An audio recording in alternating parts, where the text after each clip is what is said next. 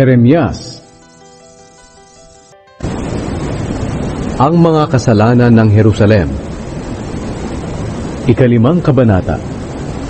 Sinabi ng Panginoon, mga taga-Jerusalem, pumunta kayo sa mga lansangan nyo. Tingnan nyo ang mga plaza ninyo. Kung may makikita kayong matuwid at tapat, patatawarin ko ang lungsod ninyo. Kahit ginagamit nyo ang pangalan ko sa pagsumpa nyo, nagsisinungaling pa rin kayo. Pagkatapos sinabi ko, Panginoon, naghahanap po kayo ng taong tapat. Sinaktan nyo po ang inyong mga mamamayan, pero baliwala ito sa kanila. Pinarusahan nyo sila pero ayaw nilang magpaturo. Pinatigas nila ang kanilang mga puso at ayaw nilang magsisi. Akala ko po, mga dukha sila at mga walang pinag-aralan, pero mga hangal pala sila, sapagkat hindi nila alam ang pamamaraan na ipinapagawa sa kanila ng Panginoon na kanilang Diyos. Kaya pupuntahan ko po ang mga pinuno nila at kakausapin ko sila. Tiyak na mauunawaan nila ang pamamaraan na ipinapagawa sa kanila ng Panginoon na kanilang Diyos. Pero tumanggi rin po silang sumunod sa mga ipinapagawa ng Diyos.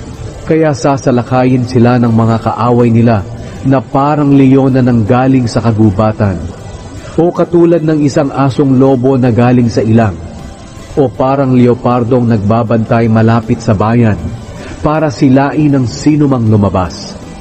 Mangyayari ito sa kanila dahil naghihimagsik sila sa Diyos at maraming beses nang tumalikod sa Kanya.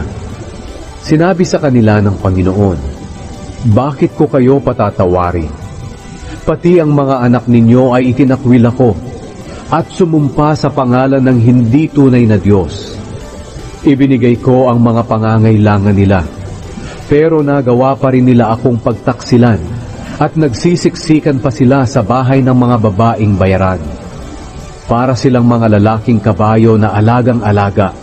Ang bawat isa sa kanila ay may matinding pagnanasa sa asawa ng iba. Hindi ba nararapat lang na parusahan ko sila dahil dito? Hindi ba nararapat lang na paghigantihan ko ang mga bansang ganito? Ako ang Panginoon ang nagsasabi nito.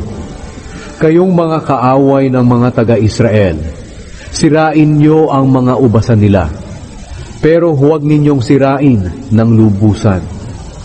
Tabasin niyo ang mga sanga, dahil ang mga taong ito ay hindi na sa Panginoon.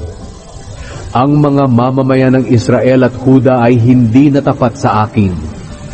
Ako ang Panginoon ang nagsasabi nito. Hindi sila nagsasalita ng totoo tungkol sa akin. Sinabi nila, hindi tayo sasaktan ng Panginoon. Walang panganib na darating sa atin. Walang digmaan o gutom man na darating. Walang kabuluhan ang mga propeta at hindi galing sa akin ang mga ipinapahayag nila. Mangyari nawa sa kanila ang kapahamakan na kanilang inihula. Kaya ito ang sinabi sa akin ng Panginoong Diyos na makapangyarihan. Dahil ganyan ang sinabi ng mga taong iyon, bibigyan kita ng mensahe na katulad ng apoy na susunog sa kanila at magiging parang kahoy sila na masusunog. Sinabi ng Panginoon, mga mamamayan ng Israel, magpapadala ako ng mga tao mula sa malayong bansa para salakayin kayo. Ito'y isang sinaunang bansa na ang wika ay hindi ninyo nauunawaan. Matatapang ang sundalo nila at nakakamatay ang mga gamit nilang pandigma. Uubusin nila ang inyong mga ani, pagkain, hayop, ubas, at mga igos ninyo. Papatayin nila ang mga hayop at anak ninyo. Wawasakin nila ang mga napapadirang lungsod nyo na siyang inaasahan ninyo. Pero sa mga araw na iyon, hindi ko kayo lubusang lilipulin. At kung may magtatanong, bakit ginawa ng Panginoon na ating Diyos ang lahat ng ito sa atin? Sabihin mo sa kanila, dahil itinakwil ninyo ang Panginoon at naglingkod kayo sa ibang mga Diyos sa sarili ninyong lupain.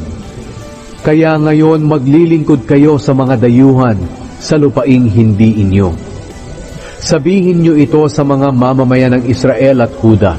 Pakinggan niyo ito, kayong mga hangal at matitigas ang ulo. May mga mata kayo, pero hindi makakita. May mga tainga pero hindi makarinig. Ako, ang Panginoon, ay nagsasabi, wala ba kayong takot sa akin? Bakit hindi kayo nanginginig sa harapan ko? Ako ang gumawa ng buhangin sa tabing dagat para maging hangganan ng dagat. Ito'y hangganan na hindi maaapawan.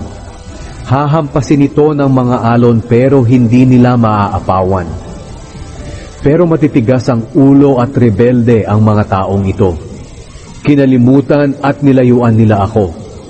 Hindi sila nagsasalita ng mula sa puso na parangalan natin ang Panginoon na ating Diyos na nagbibigay ng ulan sa tamang panahon at nagbibigay sa atin ng ani sa panahon ng anihan.